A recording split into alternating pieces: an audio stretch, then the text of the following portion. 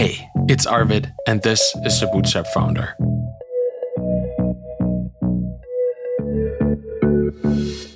Today, I'm talking to Vova Feldman of the merchant of record payment provider Freemius. I've met Vova a lot of times over the last several couple conferences I went to, and I thought it was time to bring him on the show and chat. We talk about how hard it is to run a business that deals with payments in a very competitive space, how to build a team, how to build a good team, and how to find the right people for the right jobs and dealing with those early hires that just didn't work out. We also talk about generating the energy to stay on course for many, many years, the choice between bootstrapping and raising capital, and how to be an involved founder still while giving space to your employees to do their best work. Let's dive in. Here's Vova. Vova, hi, and welcome to the show. You've been bootstrapping for 10 years now. Now, that is mighty impressive. Most people really don't make it anywhere. They give up after the first couple months, if not a couple of weeks, even if they don't see results. How did you stick around for this long? Yeah, it's a really great question. I think the first main reason for that is that I'm really excited about the problem that I'm solving. It's something that I personally faced. I built this micro SaaS in the past and tried to monetize that, joined with another guy. We spent like a year working on it. And in the end, we kind of discovered that basically the whole like monetization part of things is way more complex, time consuming than actually building the product. So that got me to this like realization that there is a bigger problem and something that I solved. So I was very passionate to basically take something that I faced and try to bring it to the world. Another thing is focusing on the target audience that I personally relate with. It's like people like me, right? So I know the language, I know the people. I like to hang with those people to, have a beer in a conference together, chat about business challenges. So the problem and the audience are very close to my heart. Another thing is having a very big vision. I think that, at least for me, and I think many people who are, founders, they're basically high achievers. They want to do great things. And what really pushes them is constantly growing, learning new things, and building something bigger. And if your mission is like quite small, you get to a certain point that you feel, okay, what's next? I don't know, like whether you're growing or not, but in terms of like the product development, you feel that you kind of maxed out and you have that itch, okay, I want to move to the next thing. So what happened to me personally, I'm coming from like a traditional startup background, went through like the VC route and startup accelerators, being in Texas, Boston, another accelerator in Silicon Valley. So when I started with Freemius, that was my natural route. This is what I knew. I opened a US incorporation, no LLC, straight to, had a stock option for future employees. It was all based on the template that I learned. And I went to this hunt of, raising money. I went to the Silicon Valley, to Boston area. And in order to pitch to VCs, you have to have grand vision, right? To show that mega market. And you can't just pitch what, most of us are doing, kind of starting very small, validating. It's just not enough. So you have to force yourself thinking about a much bigger problem. Like, okay, this is what I'm tackling. The story need to make sense, right? You have to show this $1 billion opportunity in order to be fundable. So it pushes you to think further down the line in a way that maybe you'll never get there, right? But there is always some like further path to go to. So I think like we've been focused on specific ecosystem, which is WordPress for so many years. But because of going through that initial phase of creating the pitch deck to investors, I always had that, okay, what would be the next kind of ecosystem? And we only now, after like 9 years, we got to that next phase, right? So it took a very long period, but it's not boring because now we're kind of, it's not really starting from scratch, but the excitement is like, I'm seeing the team, I'm seeing myself. It's like gave us so much energy to get into this whole new ecosystem. So I think having that long-term kind of vision It's important. It does add an overhead in the beginning because you need to think through this stuff. But I feel that it's definitely worth it. Another thing that I can think of is that I managed to grow a team. So when you're just alone, it's like really hard to grind for 10 years. Like I remember it took me probably 7 years until I was able to delegate, like to take off my engineering hat, to pass it over to other team members. And the support probably took me like 5 years. So it means every time my wife and I were going to a vacation, I'm doing Help Scout tickets in the morning, in the evening. You can't do it for 10 years. I know, man. Unless you have an extremely patient partner and maybe also somebody who really gets what you're doing. Like I'm fortunate with that. Like my partner, we had a business together, like a software business. She gets totally what this is about and why it works. And still, I want to get into the delegating part much quicker than 5 years with this thing that I'm building right now.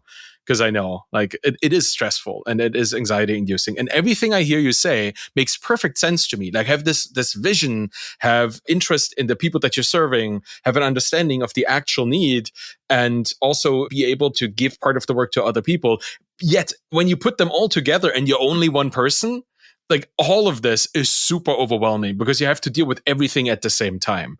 Did you put these things in a certain order? Like, did you have a priority when it came to vision first? And then I think about the other thing. Like, how did you struggle with that? Or how did you organize this in the beginning? Yeah, so the big vision, I was forced, right? Because that's the way that I knew. I went to fundraise before I started to code anything. That was my first thing. So I worked on slides in the beginning. So that's how it started. In terms of the team, I did manage to raise some money, but very small from angel investors. And it did help me to get that initial first 2 years going. But in terms of hiring as a bootstrap business, you're pretty much limited based on, your income. So it was very gradual until we hit a certain point when we had really fast, like rapid growth. And then the challenge was to actually find time to do hiring, because that's extremely time consuming. Like in the beginning, when you're, let's say, 1, 2, 3 people, it's okay. Everything is moving very fast. But once you want to grow a little faster, like you need to train people, but you also have all the other hats that you're wearing, especially if you're growing.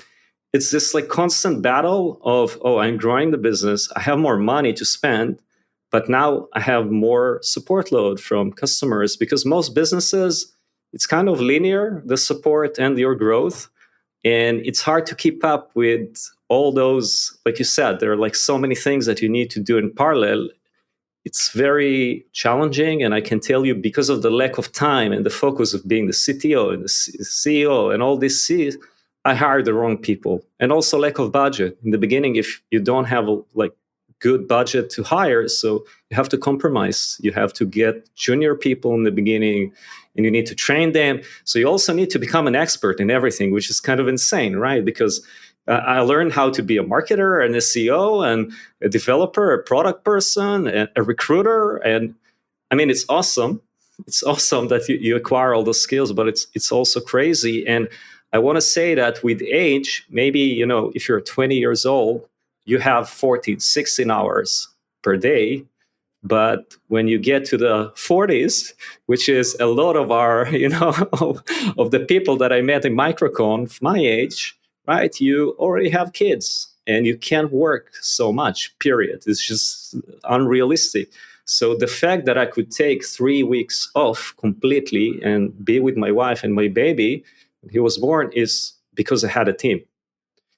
And that event actually forced me to build a strong team. Like I knew that I need to be able to do that, right? So for about a year, since we got pregnant, that was my focus. I need to bring people so I can, if I out for 3 weeks, the business is running, plus everyone knows what they need to do. So it's not that, of course, that when I'm there, it's like I'm able to push everyone, to the right direction, moving faster and everything. But that was kind of the time when I start to think more about, okay, annual planning, and everyone needs to know exactly what they need to do, and being less like opportunistic and kind of improvising on the fly, but actually being more methodological in terms of, okay, roadmap, we have to stick with it. This is what everyone's doing. So all those life changes, they're forcing you to do some things. But it's awesome because also for me, like I love coding. I don't do it anymore, unfortunately. I really miss that.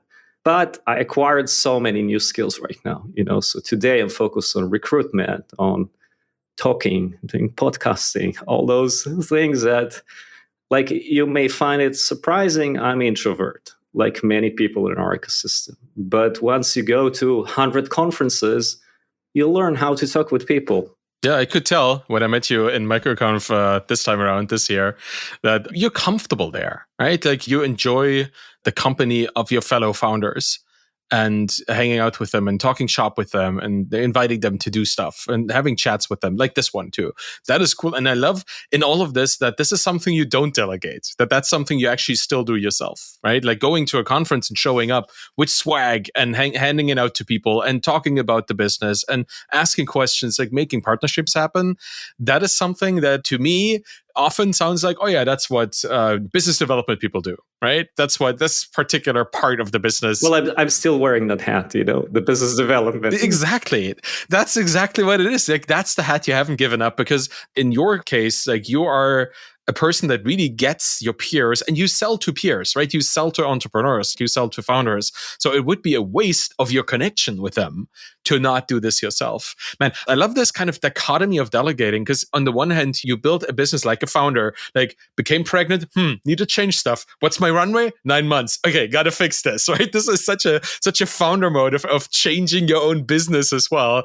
And then on the other hand, you do things still that other people probably would have delegated, because the benefits of doing this as a founder-led activity outweighs the benefit of hiring somebody for it. So it's kind of a balance here. I find that very interesting. That's a very bootstrapper mentality thing. And I'm glad that even 10 years into this, you haven't given that up. I think that's very inspirational to see that you can retain this as a founder. You can retain this approach to, let's see, right? Okay, I have this amount of time. I have these kind of skills. Let's put them to use. And since you were wearing all these hats and you're saying you still wear some and you're trying to give away the others, coding, for example, I mean, show me a really good software developer that actually is still coding and not just like maintaining an AI trying to code for them at this point, right? I think most devs that are trying to produce code for a living to build a business have embraced AI just as a junior working for them, or a senior that is occasionally going into the absolute wrong direction. But let's maybe leave that part aside. So most people who code don't really code that much anymore. A lot of that is just, being a technical leader in the team, and the team members are all virtual. How much do you use AI in your many different hat-wearing capacities at this point? A lot. Honestly, I mean, not in coding because I don't do that anymore. And I think the part that I'm most passionate about in coding, it's not the coding itself, it's the creation, right? Because it's like 100% productivity. There's no other job in the world that it's so productive like coding. So I think that part I'm really kind of missing. But in terms of using AI, I'm talking with ChatGPT the entire day, like honestly, because a lot of my work is writing and creating processes, direction, and it's a lot of communications. And this is what AI is really good at. And it saves me tons of time. So I can give an example that earlier this year, we went through a proper OKRs process. Kind of with grind, we wanted to, okay, we are getting into like new market, let's do it the right way. And in the beginning, I had a guy that was supposed to become my COO. He left the company, but in the beginning, he kind of supported that process. And then he left.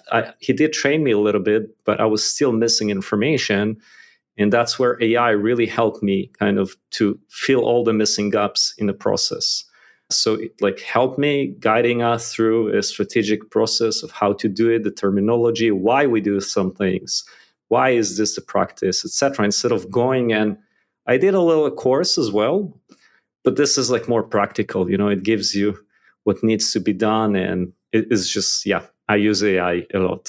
Do you see replacing humans in a particular job, like a COO, do you think this can be completely agentic at some point? Like in the near future? I know that 20 years from now, who knows? I mean, we probably don't even know what's going to happen next year. But within the next couple months and years, do you see actual AI systems replacing people, like in a business like yours? Or do you still want people there? I definitely want people there. I want senior people. This is also something that I realized that there is I'm looking for A players. I try different things. If you have the budget for A players and you're able to get them, it's a game changer completely. Bringing peers that can, think with you together, and you're not just telling them what to do, and they're way better than what you're doing, whatever role that you're hiring them for. This is a game changer, and this is what I'm aiming for. I think that AI does remove some jobs. Some jobs will disappear and move to AI, especially with agents.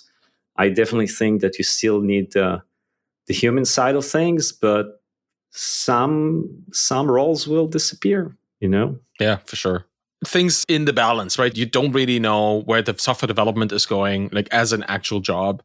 If it's going to be more of I'm monitoring a fleet of virtual developers, and whichever result is the best is going to be what makes it into the code base, or if you actually still have people handcrafting code, and that is something that is completely AI-less and people pay for that. Who knows where this is going to go? I appreciate that you speak about humans.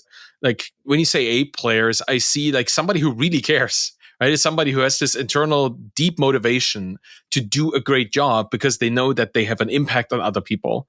And I feel that's something that AI does not have, in the sense that it is soulless in the best sense of the word, right? It doesn't have like a deep internal drive other than Not yet. Yeah, right. To take over the world, maybe.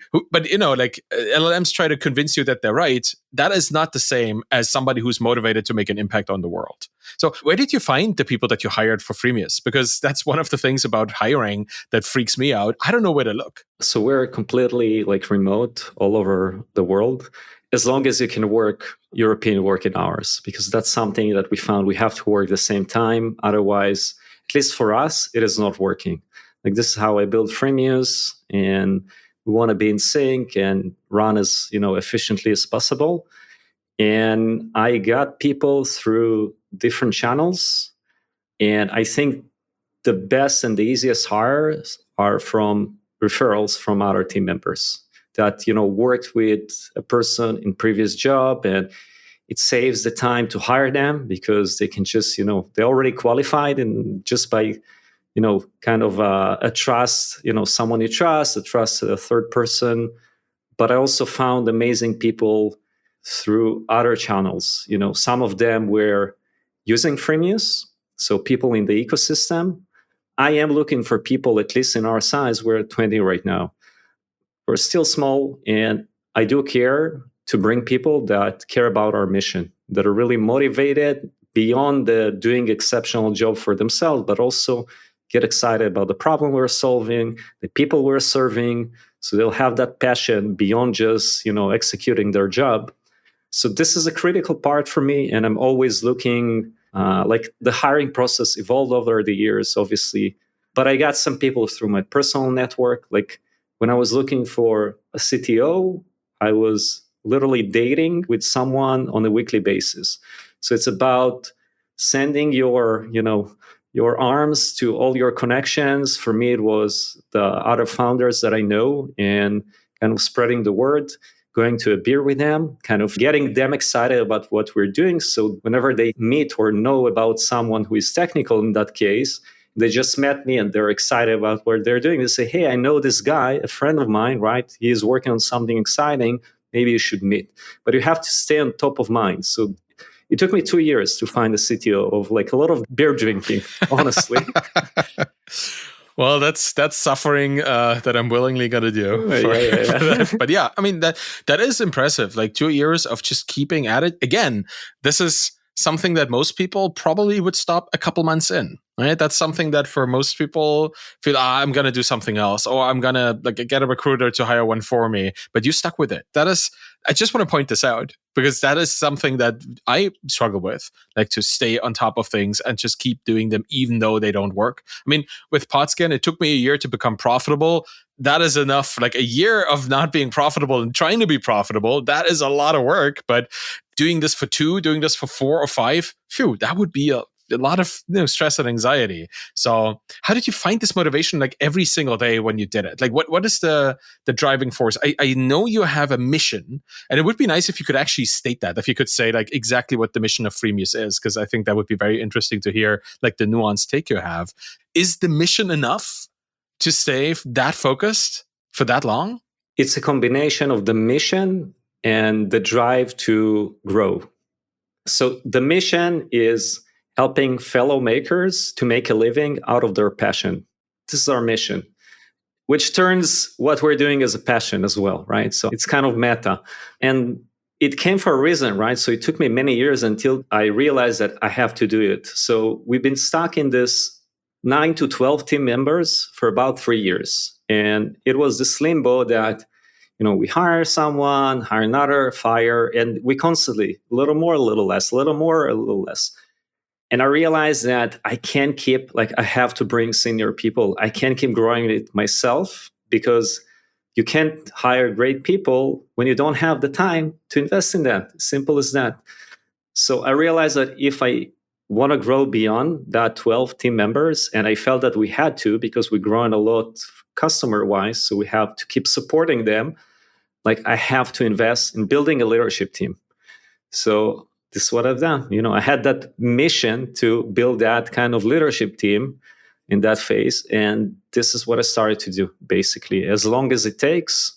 Because however I looked at it, if I wanted to be on the next phase, after that, I had to go through that stage. So there was no way out of it. I just had to do it. This is how I looked at it. That makes sense. Like if you have a forcing function like this, that keeps you motivated. I mean, I didn't want to sell, so that was not an option for me.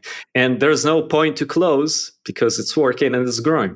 So I either grow with that or I drown with everything that's happening. It literally drowning because there's too much operations and all the things that happening that we have to scale the team. Why not sell? Because I'm passionate about that. I'm enjoying that. Let's say I'm selling it, right? What's the outcome? I mean, there's financial thingy. I will just add that I already exited a company before. So I do have that cushion, right? So I don't feel that in stress from a financial perspective.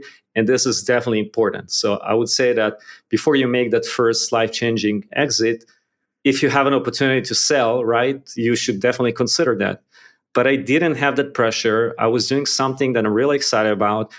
It's growing very fast, right? So what's the point to just give it to someone else and then start again from the beginning? Yeah, right? That's the founder problem. You got to do something. Yeah. And probably something that you're passionate about. So you might build the same thing again. I hear so many stories of founders who just wait out the period that they're not allowed to build the product again and then build it again. That's so funny.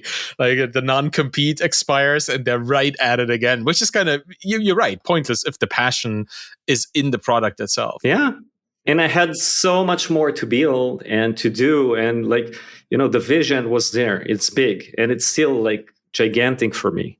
Did this vision ever change along just the development of the industry that you were serving over time? Because 10 years ago, building a merchant of record, building a payment platform probably looked slightly different than it does today. Well, maybe I didn't use the terminology. It wasn't as common, but the whole merchant of record, it was unplanned thingy. Okay. It was, for me, I need to solve a problem of taking a product and moving it to a selling solution, right? Something that you can sell globally.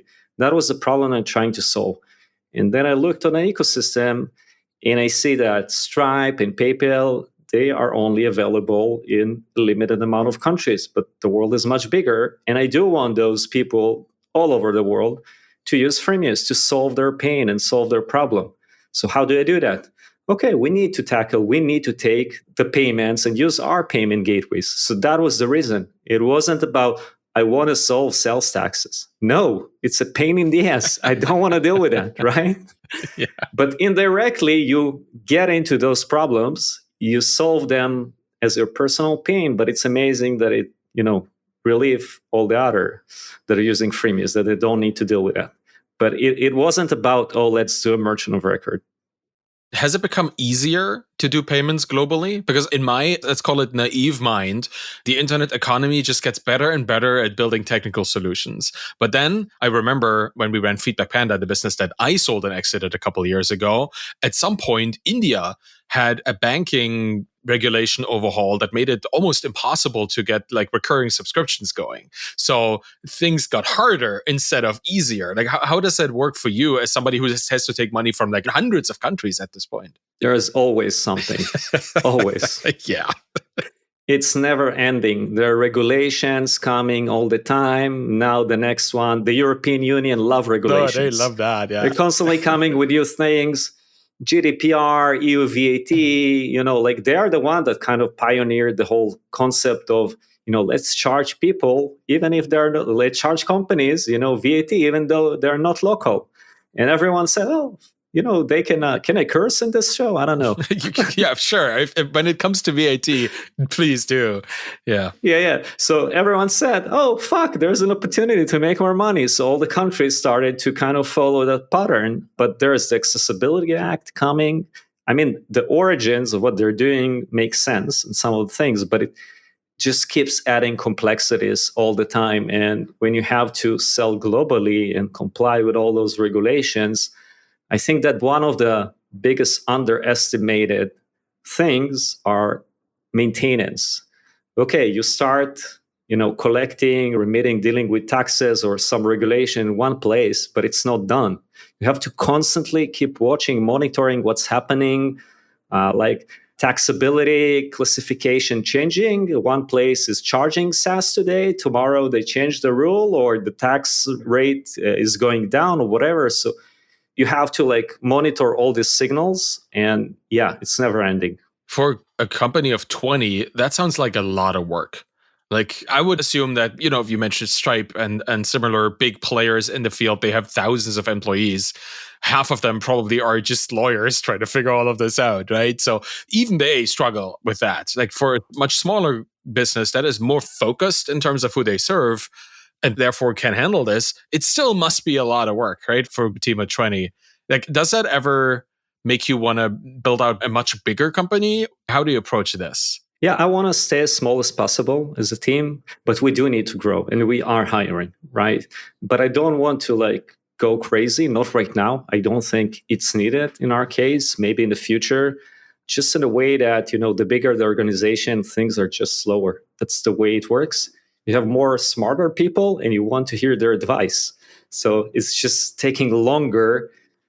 You need to brainstorm. In the beginning, it's just, let's say me and a designer, right? Which is, okay, on the fly, we take decisions. But now we have a head of brand. So you want to hear the brand. We have the CMO. So you want to hear the head of content. And it will be kind of a shame if you don't use them because they're smart people. But it just makes everything much slower. So yes, we could use more people, and this is why we're hiring.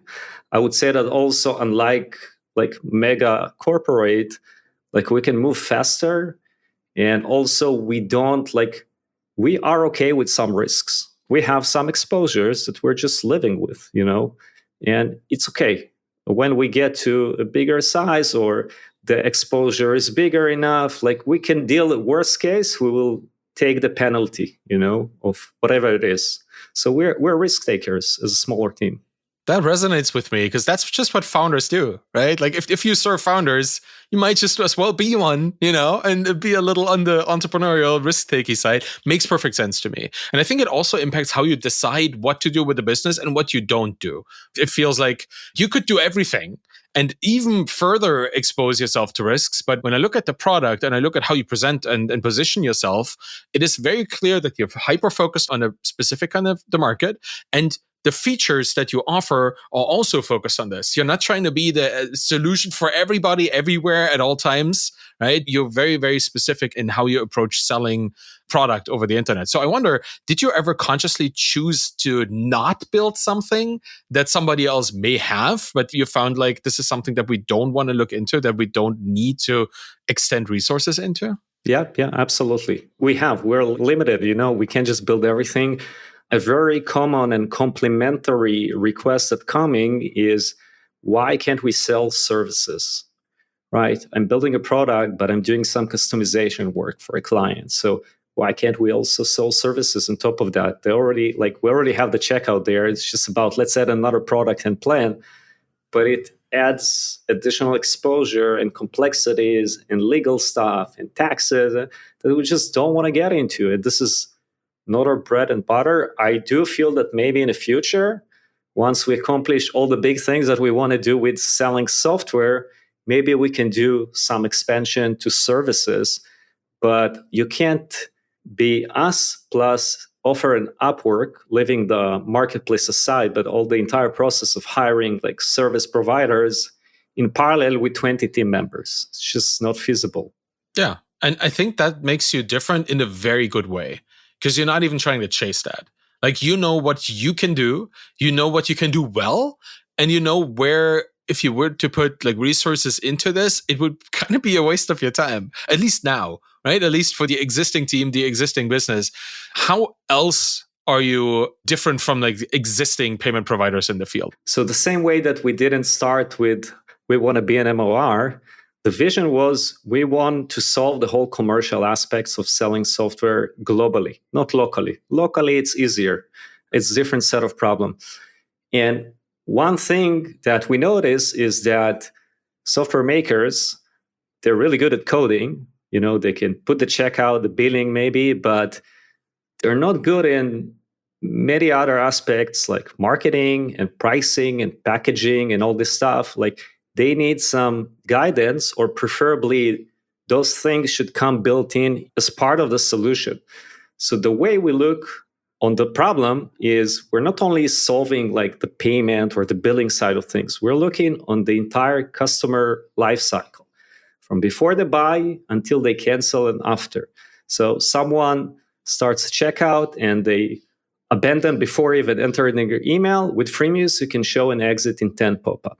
When someone do enter their email, there's a cart recovery. So this is like pre-purchase kind of interactions. So I would say there is a lot of touch points in the life cycle of a customer that through those micro interactions, you can reduce churn, increase customer lifetime value, recover people to get back into subscription. So when they go to cancellation, we have some retention flow.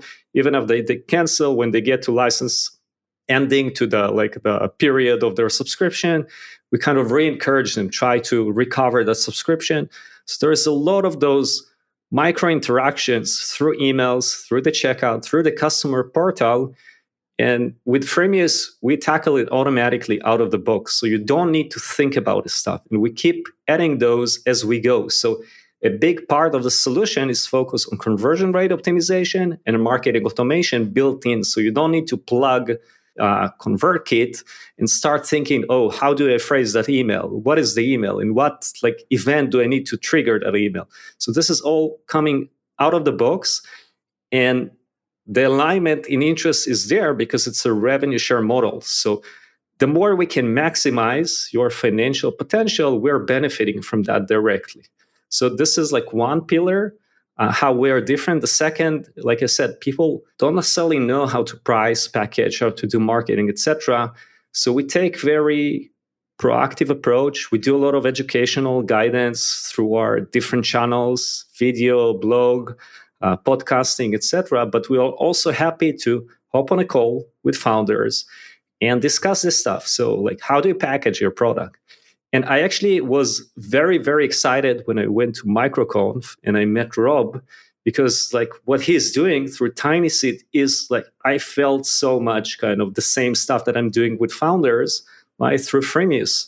And we have that interest as well, because if they can, make more money through packaging, then we are benefiting from that.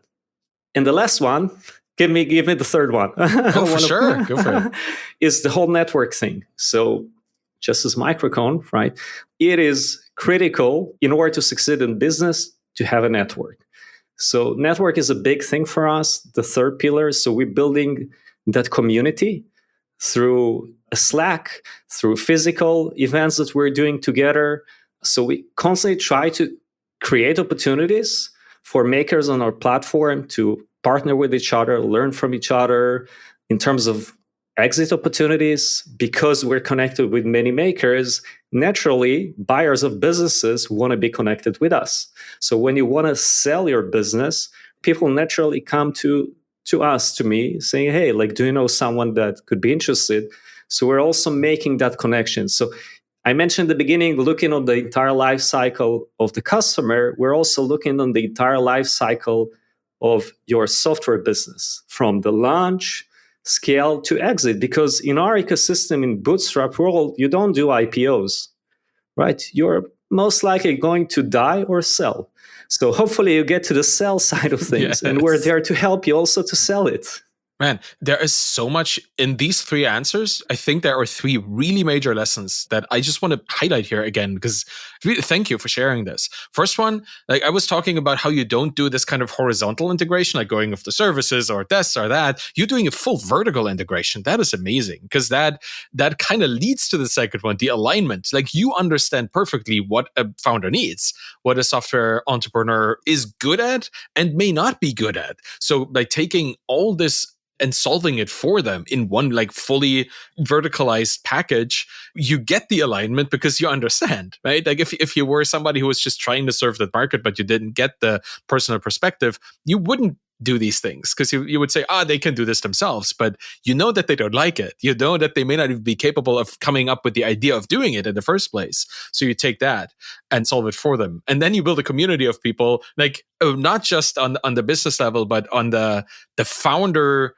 quality of life level. That is really cool. Like that is a very special kind of customer service. If you don't just want to help them solve their problem, but you actually want to allow them to have a life-changing exit. And we also have an affiliate platform as part of Freemius. So we naturally, over the years, built connections with affiliates. So we are also happy to facilitate connections to affiliates. So if there's some YouTuber that in our network and you have like exciting product, we can make that connection. And we're doing this events called Makers Meetup, where previously it was focused on bringing just like software makers, but now we start to bring influencers as well, because it's like mutually beneficial, right? They're looking for products to promote, founders are looking for them. So we started to kind of grow that program as well, basically creating opportunities. Once you like really focus on specific vertical, and the entire kind of life cycle of that vertical, opportunities come in. We have like perks network, people who want to offer their services for that audience, so they're willing to offer exclusive discounts. So we have that in the dashboard as well, and we try to focus on solutions that are really relevant to our audience and not just anything out there. So you get a lot of value, and we keep adding more of that. And I can also say that, like you said, that we know how to help them. Yes, because we've been through the journey, right?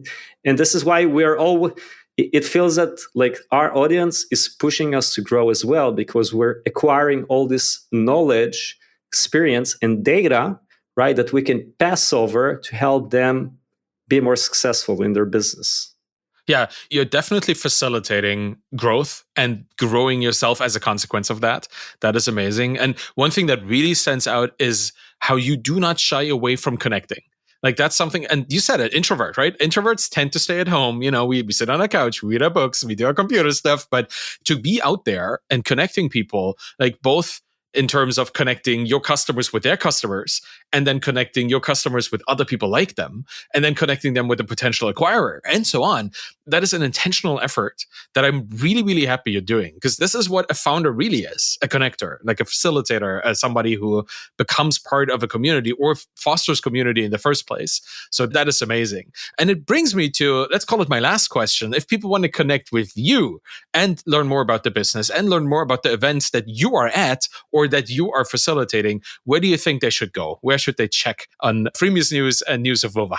Yeah, so we're pretty active on all social networks. I would say mostly on X and LinkedIn. Also experimenting with Blue Sky. So for me personally, Vova Feldman. I guess it will be written somewhere in the notes, so you can find how to spell that. Or Freemius. We're also very active on YouTube, so we constantly push content out there on the blog. We have a podcast called Plugin.fm, which brings basically founders that have some unique experience, and we focus on that firsthand experience and trying to kind of distill actionable, things that you can take out of every episode. We had people like Jason Cohen, Matt Mullenweg, Arvid, of course, talking about the whole building public ecosystem. Amazing episode, by the way. Also, feel free to email me.